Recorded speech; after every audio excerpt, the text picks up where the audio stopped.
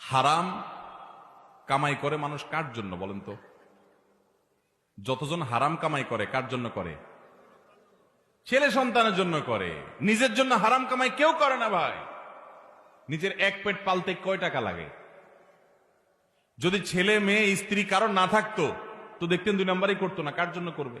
সব কার জন্য করে? সাধারণত যত 2 নম্বর কামাইকারী লোক আছে, যত হারাম উপার্জনকারী আছে, তারা সবাই এই উপার্জনগুলো করে মূলত ছেলে মেয়েদের জন্য, তাদের আখের গোছানোর জন্য।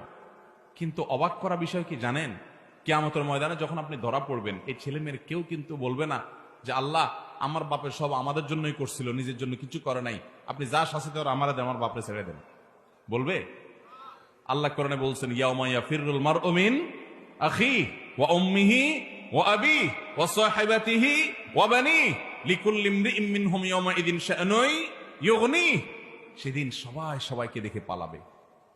মাকে দেখে সন্তান পালাবে, বাপ তো পরের কথা, যে না জানি আমাকে এসে ধরে কোনো আমলের জন্য।